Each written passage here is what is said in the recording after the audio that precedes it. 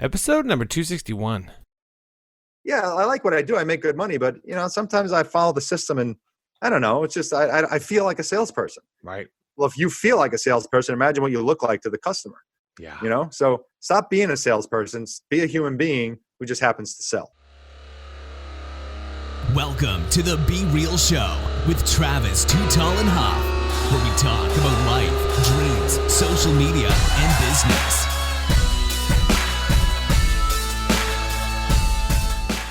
Well, hello and welcome to the Be Real Show with Travis Too Tall and Huff. Folks, you know your boy's always fired up. I'm ready to rock. I'm ready to roll. I'm ready to bring you guys hopefully some value today like we try to do every show. But most importantly, after this show, I think you're going to think about how can I make more money? And what are some of the secrets, maybe especially the 7 secrets, because we're going to get into that with my man here and our featured guest, Mr. Allan Langer. Allan, are you ready to be real? Travis, I'm ready, buddy. Always ready to be real. He's bringing the fuego, folks, with the 7 secrets. We're going to get into that with the 7 secrets center for sales and marketing and helping basically you and your team transform, whether that's an individual or whether that's, a top producer, trying to get to the top, and everyone's got to start somewhere. But hopefully we'll get into some of those tactics and secrets, and also we're going to get into the book. But basically helping you turn your company into rockstar sales, especially during these times. I know everybody knows that sales cure, money and revenue and sales cure a lot of ailments. And I know we're experiencing that in our business where we're having clients and customers, folks that are just shut down out here. And so we're losing 6 figures of income possibly in ads and things like that because of some of the water park clients, for instance, and some of these other clients that are not going to be open this year. And so we're hoping and we're trying and we're working hard to go out and get some new business going, and so that's the only way that you can do it, folks, through these times is finding, and we all have time to prospect. We all have time because right now, it's easy. You can do it on Zoom. It's so simple. I mean, you can literally prospect all over the world.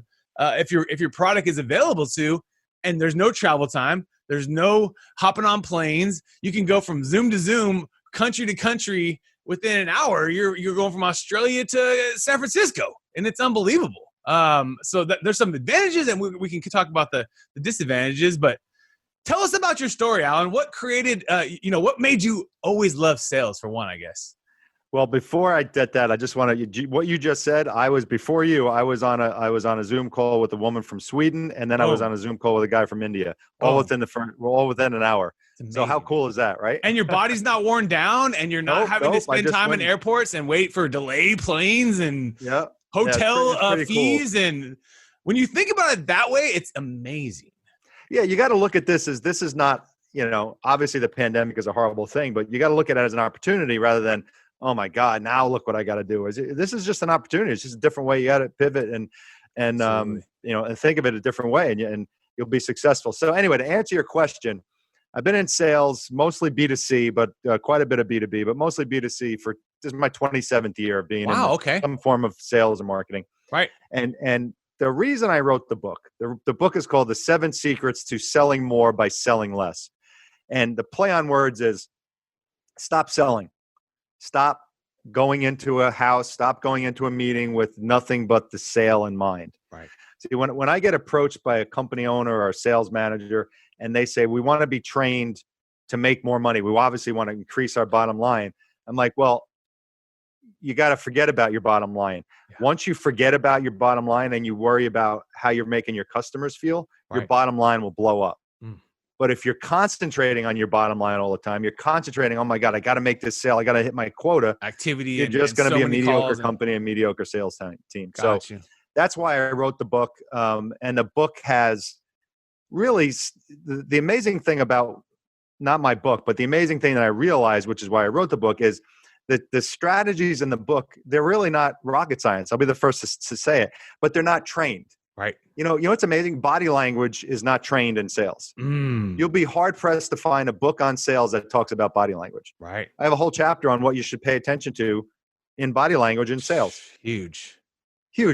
Micro expressions, right? These little micro expressions. Yeah, pursed lips. I mean, I saw a guy lose a $40,000 deal because the customer pursed his lips and he didn't notice it. Wow. So it's little things like that. So that's what the book's about. It's about these things that you can take, how the human brain works, Hmm. how we are humans, how we are as a tribe, as a culture, and all of those things. You want the customer to feel comfortable making a purchase with you. It's all about them feeling comfortable, and then obviously feeling comfortable after the purchase as well. Because if you're just a churn and burn salesperson, you're just a numbers guy, Yeah. your cancellation rate is very high because Right. people realize after you left, like, what the hell did I just do? Right. You know, that's not the salesperson you want to be. And what I've come to realize is that's a lot of times salespeople don't want to be that type of person either. They're just trained to be that type of person. Yeah, I think the organizations themselves, I remember working for a few, I'm not going to name the names, but I work for a few big media companies. One you can starts with Mickey Mouse. And the bottom line is, there's certain point of quotas, and it's like, dude, everyone like kind of saw through that. We figured out ways to see through that when they started telling us we got to do so many appointments. I got friends right now, they got to do so many phone calls per day. That's real easy to do. It's like, I can do that in 1 hour, and it's just mindless, and I can just 20 calls. I made 20 calls, but that's not how his real deals are happening, And so it's kind of like the organizations themselves need to rethink what true quality communication with customers is. It's like just over the 100 calls a day, I got to hit 1,000 DMs on Instagram, and but dude, yes, I agree. Like activity, it always works. It's like activity is always going to work. Be real. That's true. But how much are you actually building from those customers? And like you said, churn and burn, and how many, you only need 1 or 2 really great customers every day and every week to build a huge business for yourself. Right. And it's also like, it's colossal waste of time. Like, here's a great example. I did some training with this guy who was he worked for a disaster relief company. And the business model was he had to visit 80 businesses a week, walk in the door, 80 a week. He had to log every one, and he had to turn it into the owner of the company. Right. And I said, well, what are the other, criteria? He goes, that's it. He just wants me to visit 80 people. Just activity, just hammer out. Just total activity. And the guy said, when you get in there, try to get to the decision maker and leave him a Patriots calendar. I'm like, that's the sales process. Wow. So I actually said, can I meet with your owner? Yeah. He's like, yeah, because he hated his job. Right. And I said to him, wouldn't it be better for this guy, your sales guy, to visit 30 people a week, but 25 of them are really good appointments rather than 80 and 5 of them are good appointments? Bullshit. Yeah.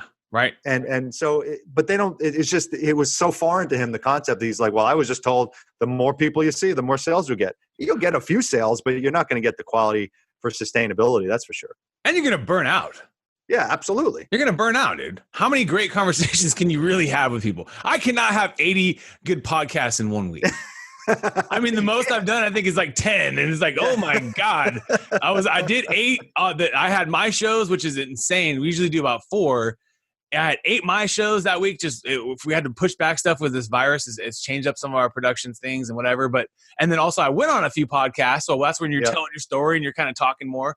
But dude, I was wiped out with 10. I can't imagine. Absolutely. I can't imagine 80 great conversations with people where you're actually getting in depth and learning about them and building value. And at the end of the day, like you said, what you want from a sales call is friendship. You want to have a friend. And a great way for anyone listening to instantly have credibility is start a podcast. I mean, I did that 6 years ago, and I built credibility by myself after 270 shows and 240. Look at you. 220 something published, and we got a bunch in the can, and we're publishing as much as we can right now, because it's needed. As well as the point is, if I wanted to, when I was looking back in the beginning, I could have literally just said, "Hey, I'm going to use this as a sales strategy." Right? Like, I'm going to turn my podcast into whatever my show is. I'm going to be bringing my prospects on the show, which it's not. This show is not that, guys. But the truth is, I have had customers come from the show, right? But the point is, if you're starting a show today, right, Allan, you can literally use it like create a podcast and then like bring people on and like you can build credibility with them, and you're not selling. You're learning about. I did that. Yeah. Yeah. I've got my 6th one is dropping this afternoon. So yeah, see, exactly. That is a very great tactic to use right now in 2020 and beyond, because people actually give you time on an interview where they'll give you no time to look through a slide deck, whatever. Because 100%. Yeah, it's the conversation is so different. You know, can I have 15 minutes to talk about my product, or hey, would you like to be on my podcast? Yeah, can I introduce you to 30,000 people, you know, and talk about your business, and hopefully you get sales from it, and talk about your story. And yeah, right. I mean, it's absolutely a win-win. And that you have really the conversation. You're not going to sell something on the show, right? Like, you're not going to instantly just start selling stuff to the guests, but you build credibility and you build a friendship. And that's what sales should be, in that you can't have 500 million trillion friends. Right. Like, it's impossible. It's like, it's not possible. It's possible to like have, you know, some followers, but you can't really, these aren't friends. These are people that support you. These are people that like your message, but they're not your actual friend. And so you got to think of it that way in your business. And because obviously you build one good customer, you do good for them, they're going to tell someone else. Right. Then your funnel is just, this John just sent me another lead because he told another friend. And that's how you, if you're burning people, you're going to be burned out yourself, because you're going to have to be on the phone, pushing through all these things. And most likely a lot of these people are going from job to job. Because job to job, and they get sniffed out. You know, they get sniffed out quickly, and they kind of end up just, you know, kind of going from job to job. And so they're kind of set up to fail. Yeah, and here's the other problem, and this is why I actually wrote the book, is that salesperson, that churn and burn, that job to job salesperson, is the overall perception of salespeople. Right. So like, nobody wants to talk to us. Nobody wants to talk to a salesperson. And the reason being is because a salesperson's perception is it's never about me. It's always about them. They always want to make the sale. They want to rip me off. They want whatever they want to do. So true. Why do you think online sales is so popular? Why do you think now people design their cars online and walk into this dealership with, this is the car I want. How much is it? Because, well, I know how much it is. It printed it. But, and then I don't want, that's it. Don't talk to me. Don't do anything. They're afraid to talk to the salesperson because they don't trust them. Carvana. I mean, it's one of my best, newest investments. I bought it for $20. I mean, it's a great company. They ship the car to you, or if you want the legacy, they'll fly you out to, or you can drive to their vending machine where you can put the coin in, and the vending machine will pop up the car. It's a pretty cool model, but they're shipping the cars right to you. There's vroom. It's amazing. And that happened because people hated car salespeople. Boom. Exactly why it happened. And that's also happening in real estate. People are buying Redfin, and a lot of these places are somewhat skipping the model of the real estate transaction and bringing down the fees. And that, obviously, we know there are kind of some absorbent fees in real estate transactions. And that they should be flat fee in a way, because it's like, how much work do you really do on this deal? It's like, you're selling $1 million, but like, you did the same work as you sold a $200,000 house. And so it should be flat fee. I mean, some of these people have sniffed this out, you know, just like legal, it's all moved to more flat fee stuff. You know, you have flat fee trust and flat fee estate planning and things like that. And that pushes everyone in the industry to change. Just like Robinhood pushed everyone in the industry, folks, this last 2 years to go to where you can basically trade stocks for 0 fees because of Robinhood. And if you didn't do it, you're going to get, you know, Robinhood's going to get your money, you know? And now Robinhood's turning into a bank. They'll give you a card and you can get margin, and they've done all sorts of things. So the point is, it's amazing. But they've moved a whole legacy industry, Allan, right? Like with all the E-Trades and all the brokerage houses that my dad used to tell me stories of paying $100 to buy a stock. And that's crazy. Now it's free. And they're all selling you slices now. I told him, I said, Dad, the next thing is they're going to be fractionalizing this thing. You can buy $5 at Amazon right now in a slice, they call it, or on Robinhood, it's a fraction, just like on crypto. So the world is changing, but it's fascinating. It's exciting. Right now for you, let's talk about the secrets, because I love the book. I think it's so fascinating into body language, like you talked about. But what are people missing right now in their approach? We already talked about they're trying to just kind of sell you. What else is missing right now in their approach right now? In these times, especially maybe too, specifically, because it's kind of poignant to what we're going through. Yeah, and what I did was I did a blog post about a month ago about now, body language is not as important because now we have Zoom, so you can basically the torso up. Yes. So I kind of did, okay, how do we pay attention to body language when we're on a video call, stuff like that. Got you. But all that being said about everyone buying stuff online, and everything, there's still always going to be face to face. There's always going to be Absolutely. face-to-face sales. I don't care what it is. It's still going to be face-to-face. Right. You can't buy an SAS system online. You can't buy a copy machine online. Yeah. For the most part, stuff like that.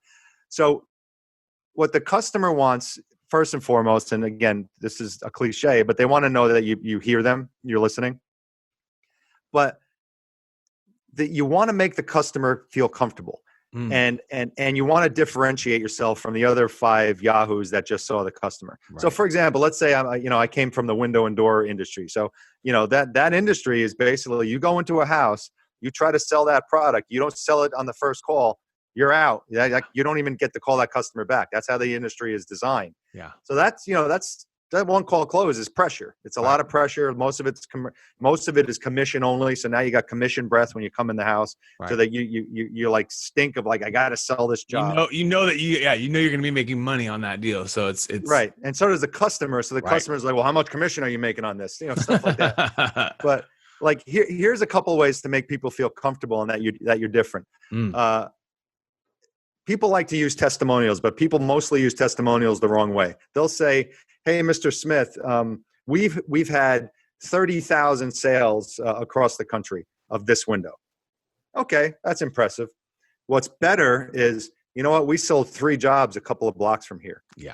And Tony, who's in the bagel shop every day, had a $25,000 job. Yeah. Those 3 jobs are much more important to that customer because he feels like he's part of that tribe because they live nearby. Right. The guy localizing these successes. Yeah, and it's social proof. It's basically you as a human being, you feel much more comfortable and you feel part of a tribe. Right. Like, for example, when you're buying something online, go back to the online example. How many times you see the pop-up that says, "Hey, Joe just bought this 5 minutes ago," or 17 people are looking at the same hotel room. Oh yeah. Now you got social proof, and then you got scarcity in the pressure. Someone's gonna buy this hotel room. So, this must be a good hotel room because all these people are looking at it. That's number one. Right. And number 2, boy, I better get it because it's going to be gone. Right. So if you add social proof where it has a connection to the customer, not just a basic testimony, it has a connection to the customer, where they make them feel like someone else like them purchased the product, they're going to feel much more comfortable making that decision and purchasing with you. That's fascinating. And then, so that should resonate through all your marketing and all your, 100%. anything you're doing. You need to make it feel like the local guy around the corner is with you too. I think probably a lot of times you come to a website and it's like, we've done 500 million clients and, we've served every industry, but it's like, yeah, well, do you serve my industry for one? It's just connecting to me. As well as I think that people in general, I think the biggest thing people are missing right now is that, like you said, due to quotas, no one's personal. No, everyone's got a copy and templated database full of shit that they're sending out to people. Let's just be real. Same email. Hey, Allan, my name's this. And there's bots on LinkedIn now, as you guys probably know, that are doing lots of different things. And I don't know how long that's going to last for them because it's unethical, but whatever. I mean, if you use them, that's fine. That's fine. But there's just like anything, the platforms eventually sniff these things out. So it's like when back in the heydays of Facebook, there was different types of things you could do to grow pages that you can't do now. But it'll be interesting. I think LinkedIn is the platform that everyone that's listening to the show that wants to be in sales, doing sales, wanting to communicate with their customers, they need to be on LinkedIn, right? I mean, I see you have a great LinkedIn. You have a great LinkedIn. Thank you. Yeah, you got to be on LinkedIn. And here's the thing that drives me crazy about most people on LinkedIn. Not that I'm putting anyone down, but most people just don't understand the power of it. Like they'll have just a generic picture on their banner, or they'll have that LinkedIn blue with the stars and nothing about themselves. And it'll say insurance agent. And then the about section is, I've been an insurance agent for 10 years and I have 3 dogs and I live in Kansas. Right. That's not making me call you for insurance. Yeah. You want to tell people what you do and what you the problem that you solve right up in your banner. That's where you need to put that. And then your about section, you have to hook them. You have to ask a question. Are you happy with your insurance, for example? Or, my about section is, don't you hate feeling like a salesperson when you're selling stuff, or you were trained, don't you want to feel good about selling? Because I talk to so many salespeople who are like, yeah, I like what I do. I make good money, but sometimes I follow the system and I don't know. It's just, I feel like a salesperson. Right. Well, if you feel like a salesperson, imagine what you look like to the customer. Yeah. So stop being a salesperson, be a human being who just happens to sell.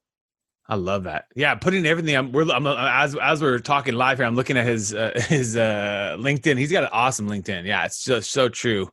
I love that You kind of know what I do, right? I love that you're putting the value prop in the banners too. So I think that's fascinating.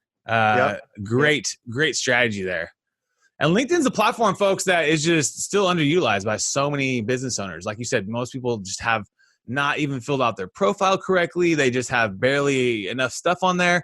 So when you're reaching out to prospects, and a lot of times maybe you're just connecting to them, maybe you're reaching out to them, and saying something to them. Sometimes that's good. Like, hey, how's the weather out there in Rhode Island? That's a great way to connect. It's just being personal, not so that people know that's not a template. They can't write that. It would not work because T Huff's not from Rhode Island. So if they send that to me, it wouldn't work.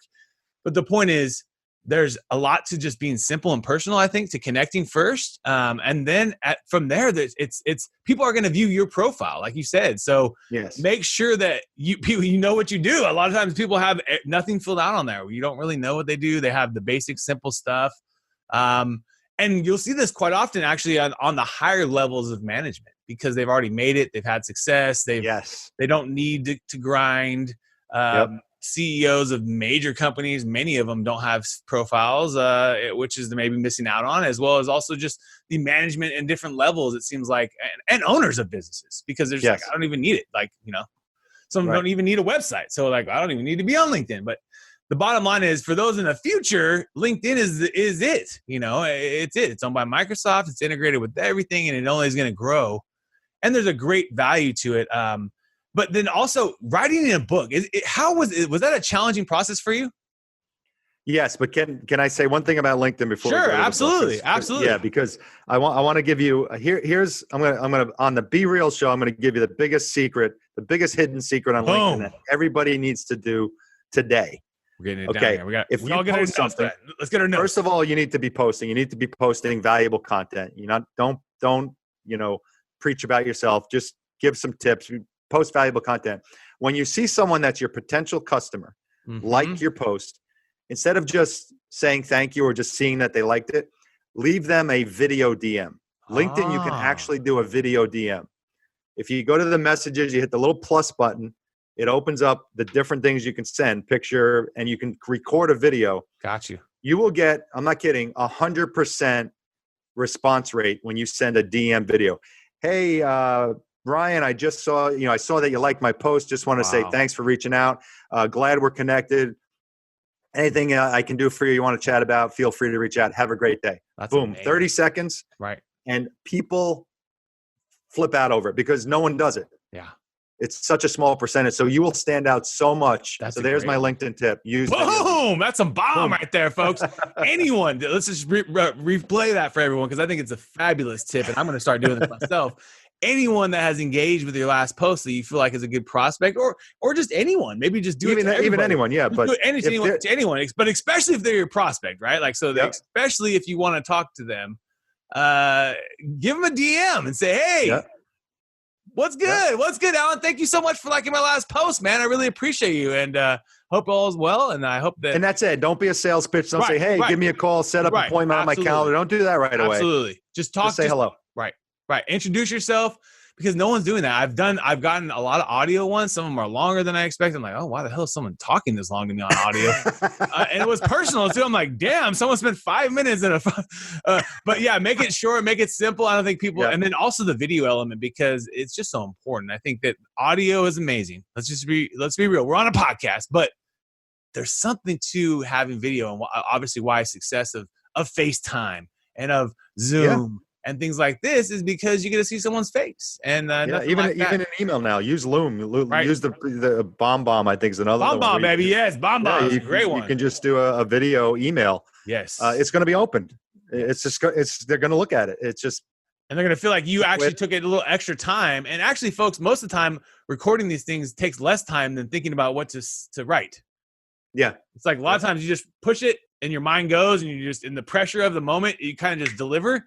instead of sitting there in front of your email, like, what do I have to say to this customer? Oh yeah, absolutely. We had a guest on. Do it. And people appreciate that you're doing it because it's real. It's just like you're having a conversation. I actually like when there are people who I can't really pronounce their name, and I'm like, I hope I got your name right. Right. They're like, they appreciate that. Like, Yes. oh, this guy is really like talking to me. It's good to show vulnerability in the sales process too. Like, show that like you're trying, like, oh, did I get that name right? Like it's good to kind of show that vulnerability, I think. And I think that's a very important thing to do. Because people do want to help. So it's like, oh no, you say it this way. They want to help you say the name right. So, okay, good. That's why I always ask my guests, the first thing I do. You heard me ask that for you. Yeah, absolutely. And I do that every show for the same reason. Sometimes I'll say it 6-7 times. And a few times I've said the same. Damn, I've said it 8 times, folks. And then I get the name wrong when I deliver on it.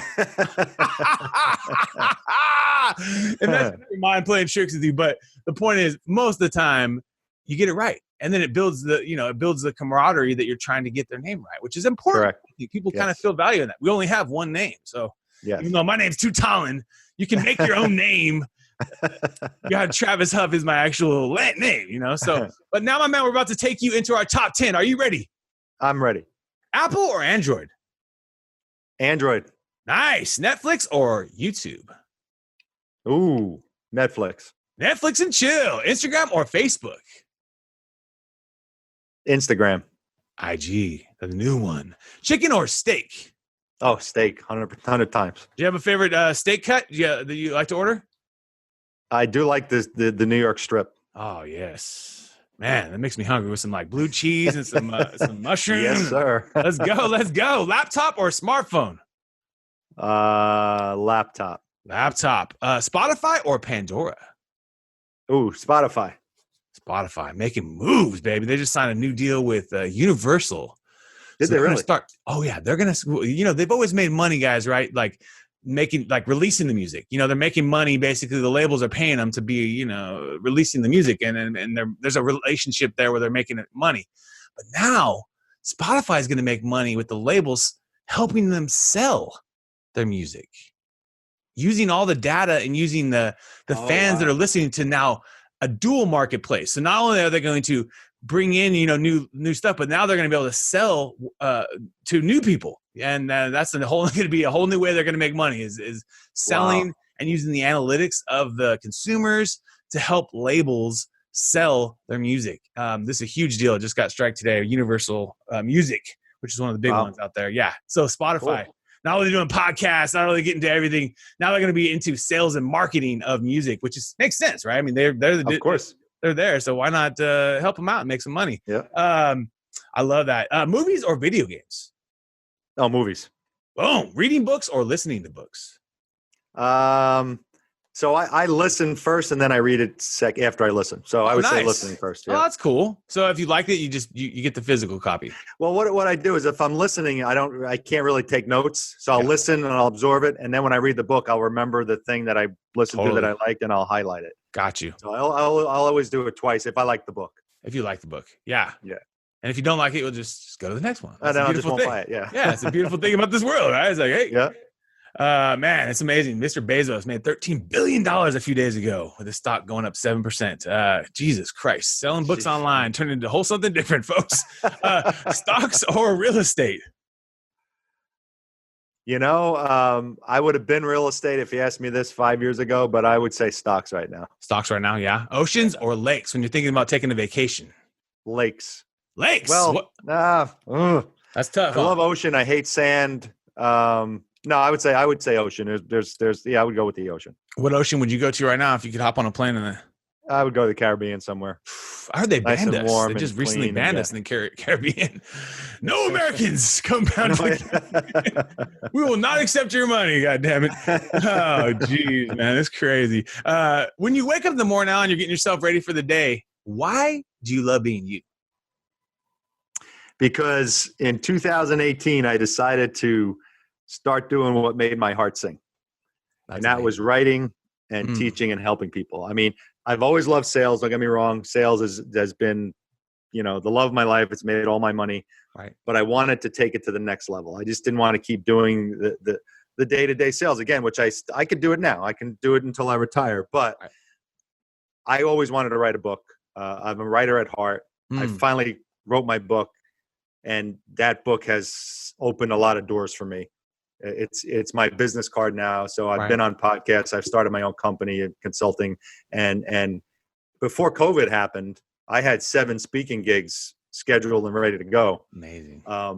So I had to pivot, and in retrospect, even though obviously the pandemic has been an awful thing, but I think a lot of people are going to come out on the other end of this either a lot worse or a lot better. Yes.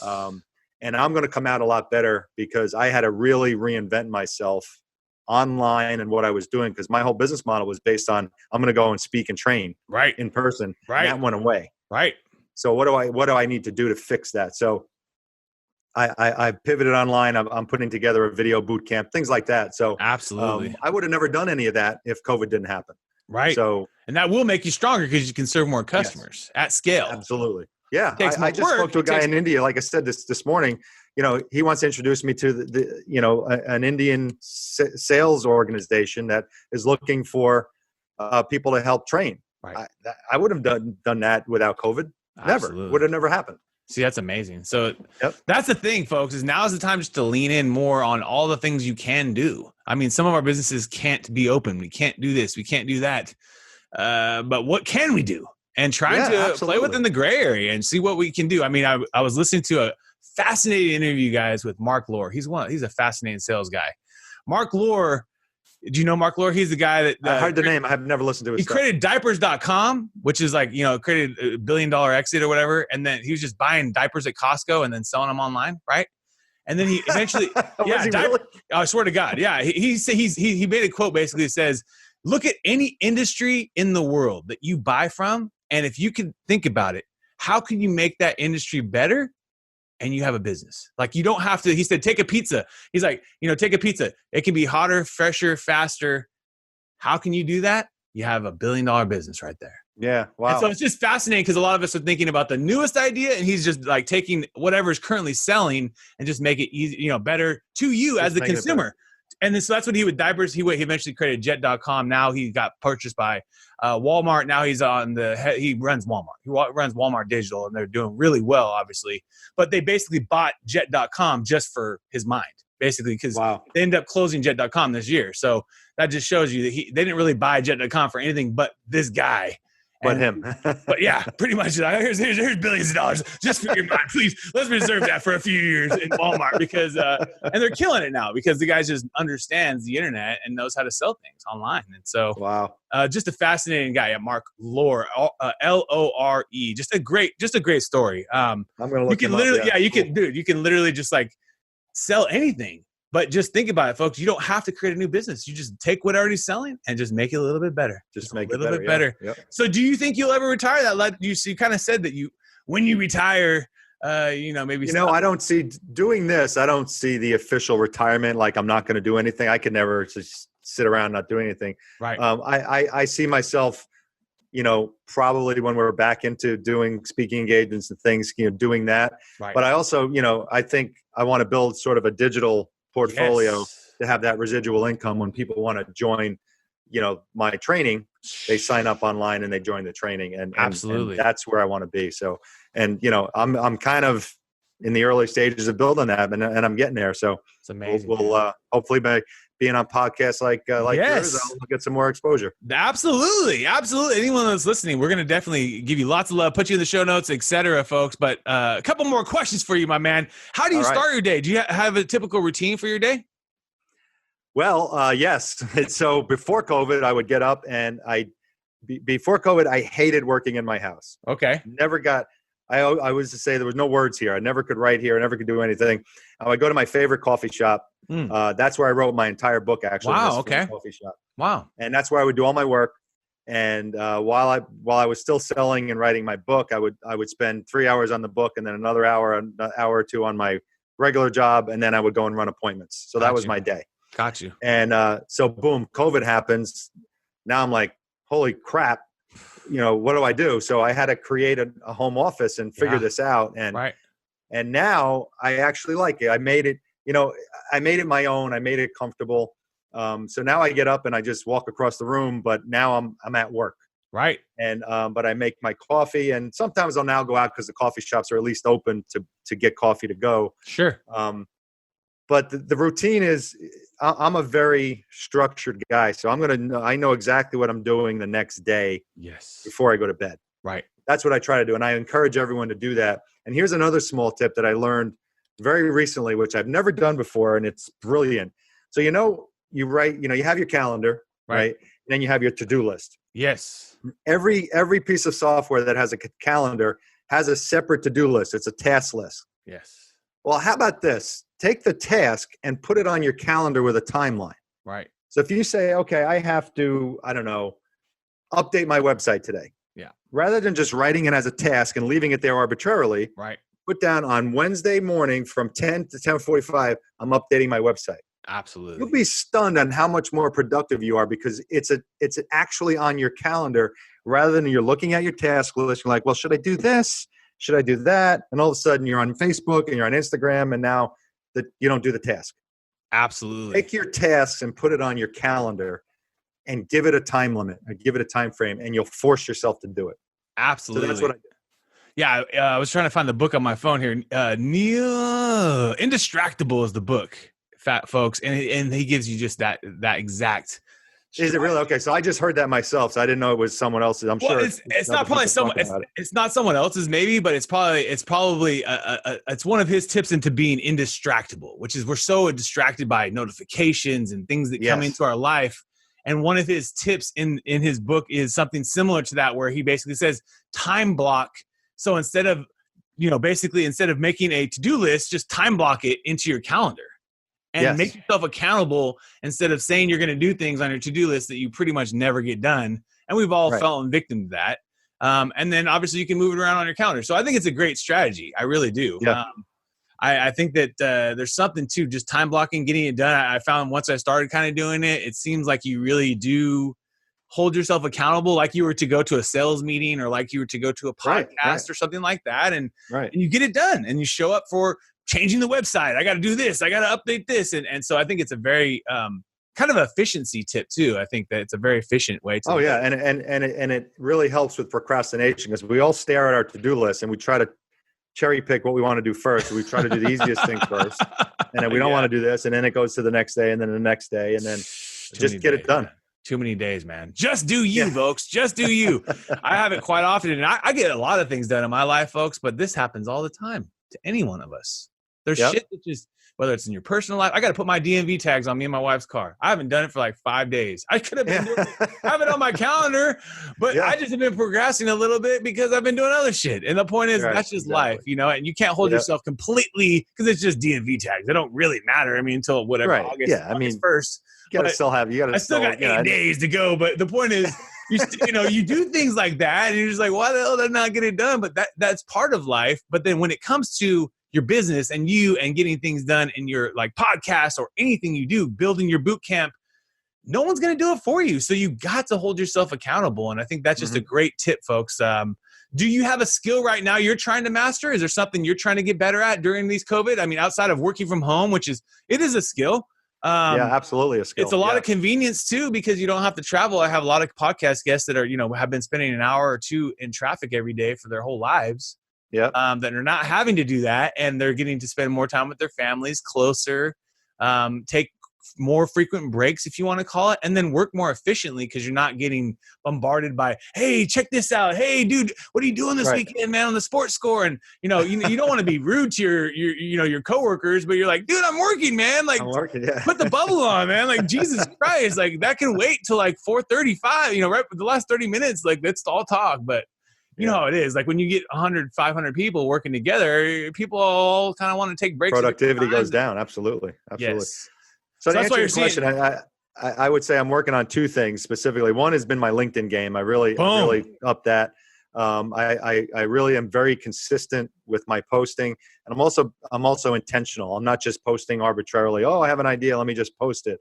I really try to map out, okay, this is what I'm going to post this week. And this is what it's going to be about. Nice. So I'm really just trying to improve that. I've been improving the video game, the video posts that I do to make them look more professional and consistent. You can build your brand with your videos, how they look every single time you put them up. And then the other thing is I just started my podcast. Like I said, I've got 12 or 13 recorded now. Awesome. That's awesome. I know I get better. Yeah, it's fun. And I listen back and I think it sounds pretty good for a novice, but I clearly can tell that you've given 270 interviews and I've done 12. So and the point is that like anything, like you in a sales call, I bet you're a beast. No matter what you're selling, I could probably give you an ice chip and Eskimos on the other side, and you can sell it to them. The point is, that's what happens with anything you do, like your videos, like your LinkedIn game, like when you have the intentionality, the more you do anything. And it's hard to do podcast interviews, folks, on Zoom. Joe Rogan hates it. He's the best podcaster in the world because there is a delay. There's a little bit of trying to figure these things out. Try to build friendship with someone instantly and build a connection and have a conversation with them where they maybe are being vulnerable and having conversations that they don't even have on major media. Some of these people have said this to me that they never told anybody. Right. How can you do that? And so that's the kind of fun part about it. And I think you'll find over the time and years, I'm sure that you'll be recording, is that how much you learn as a host. And then also as a guest, what you can bring to others. It's amazing. It's a two-part kind of thing. Is the guest is a little bit different, but the host is kind of, it teaches you so much. I would say it's like almost like having your own mastermind. In a way. That's a good way to put it. And I swear to God, even like the biggest guests, I've gotten so excited and learned from, and I got, obviously a little nervous because I was like, oh my God, I'm bringing this big guest on. But I've learned from like the guests that I wasn't even expecting. You know what I mean? Yep. And like the one that I was just like kind of, oh, no big deal. I got, a few guests here. And then like all four of them hit me over the head with something. I'm like, oh my God. So it's just, you can learn something from anyone, right? So that's the most important thing, I think, as a host, is just trying to find those nuggets, trying to find ways to learn. So do you have a favorite app on your phone right now? Is there an app that you gravitate to? Is there something that you're enjoying more than others? Good question. I try to, I'm trying to limit my phone access besides, responding, texting, and emails. Productivity tool or anything? Recently. What's that? Or just like a tool or any kind of productivity? Well, you know what? From an entertainment standpoint, I learned this. There's an app called Quibi. You ever hear of Quibi? Yeah. Quibi, yep. It's a new one, yep. So when COVID was happening and you were waiting online at Starbucks for 45 minutes to get a coffee, right? I started going on Quibi because they have series, but they're only 10 or 12-minute shows. Shorter. Yes. And it's such a cool concept because you can sit there and they're really well done. They're very well produced and acted and everything. But it's 7 to 12 minutes of watching, rather than sitting there for an hour and watching a whole, Game of Thrones. They break their whole show into 12. So you got like 16 or 17 episodes. Right. But you kind of get hooked because it's like quick. Sure. Like 12 minutes. All right, what's the next one? And then so you can watch 2 or 3 of them while you're waiting in line. So I started getting into all the Quibi shows. Those are pretty fun. Yeah, it's Meg Whitman, I think, is one of the owners of that one, and I'm not sure the other one, but it's a fascinating new kind of take on Netflix in a way, but just shorter, simpler, quicker, and it might really take off. I mean, I know they've had a lot of different speculations about their valuation. You know how that gets, but the point is, it sounds like a very cool tool for people in entertainment, and also the fact that we all have shorter attention spans, and we can't be spending hours watching these. Perfect for the people who have that.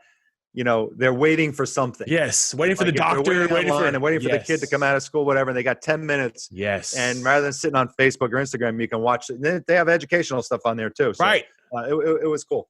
Yeah, I think that I think everything's moved that way. Obviously, we know with the Instagrams and IGs and TikToks, everyone loves these short, simple videos. Yep. So a couple last questions for you, my man. Be real for me. If you could sit down to a New York steak strip dinner with anyone in the world and they're coming to you, who would you want to sit down with today? Very easy question. Stephen King. Stephen King. Talk about favorite writer. One of the best writers. Oh my God. Just devoured his stuff growing up. Emulated my writing to his writing. I read he wrote a book called On Writing, the actual craft of writing. I've read it 3 times. It's brilliant. Yep. I'm gonna have to check that one out. That sounds cool. Yeah, so it's all about kind of the craft of writing. And what I love about writing is the process of it and like I'm a big fiction writer. I like to write a lot of fiction, but so this book that I wrote is obviously a nonfiction book, so completely different. But I love to talk to fiction guys and how they get their ideas. Like, where did this idea come from? That's the number one question a writer gets is, well, what'd you think of this? Or what'd you think of this crazy concept? And his brain is like the stuff he thinks of, like all of his stories. And he's so prolific. So absolutely 100% would be him for I dinner. love that. We're gonna have to try to see if we can get that. And I love that book. I'm gonna have to put that. We'll definitely put that in the show notes. I'm gonna put that on my Audible list right there if they have one. Yeah, you definitely. That's a cool if you're one. a writer or like writing at all, you definitely. It's a really good book. Yeah, I think everyone can need to learn how to write better, and he's one of the best as far as, he's writing scary stuff. Let's just be real. But scary stuff is still writing, and these stories are suspenseful, and they give us an escape out of our reality through words, which think about that. They can take you, and everyone's kind of seeing something different in their minds because, as you know, everyone kind of visualizes things differently. But it's amazing that through words, someone can leave you in suspense. I was watching a recent interview, guys, with Joe Rogan and Oliver Stone. That's a good one, folks. It's a recent one. Joe Rogan. Yeah. He's talking about how he wrote, Scarface, talking about how writing that and based on the dynamic of all the stuff and how that has basically made him an OG in the drug lord game, and that he can pretty much go to anywhere in the world and they're cool with him because he wrote the Scarface. And it's just it's fascinating how words can transform a world. And just not obviously he's done a lot of other movies too, but the point was it's just fascinating. It's just truly fascinating that people can write something and then it can be turned into a movie and turned into like a following. And if you look at my past workplace, it could turn to theaters and parks and carnival, cruise lines and Disneyland has just turned from a little cartoon to everything. And it's a fascinating. So can you give our listeners, my man, one last real talk thought for them for the day today? Well, that's a good segue. So I'm going to leave everyone with this tip. Speaking of stories and words affecting people, you have to implement stories in your sales process. Do not talk about especially if you have a technical product or something that people may have a tough time grasping. Do not talk about the copy machines, 1,000 pages per minute and collating and back to back. Talk about how the copy machine saved the Girl Scout camp, troop with 1,000 copies on a Saturday afternoon. Right. Same copy machine. The one who told the story is going to sell it. The one who talks about the collating is not going to sell it. So you have to incorporate stories all the time in your selling. That's my. And also, a good point that I took too is just localizing your stories too. So making that story feel different to the person you're talking to based on their neighbor or based on the client that is right around the corner. Hey, we work with the Joe around the corner here from you, and we've been working with them for 9 years. Different industry than yours, but great guy, and that's just an instant way to build camaraderie with someone that you're in, like you said, their same tribe, in their same area, as we all want that. Mm-hmm. And where, Allan, is the best place for people to find you? I have a feeling, but where's the two places you go to Allan Langer on LinkedIn, and it's ALLAN. So I've got the weird spelling, Allan Langer, and then or allanger.com. It's AL and then LANGER.com, and you can get my book there. You can get my podcast there.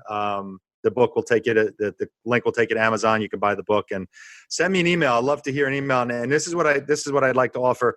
I do this on only the podcasts that I like. And this is so he means it. Your boy did a good job. I mean it. So the first 2 people that email me from my website mentioning the Be Real Show will get a signed copy of my book for free sent to them. Boom! So take advantage of that today, folks. I know there's 2 people listening that need to take advantage of that right now. I hope there's 2 people listening. I hope there's at least one right here. This is my producer. Hey, will you sign up too? We got 2, my man. Folks, you've been hanging out with my man Allan Langer and Travis Too Tall and Huff. We want to thank you again for your time today, and let's keep being real. What another epic episode.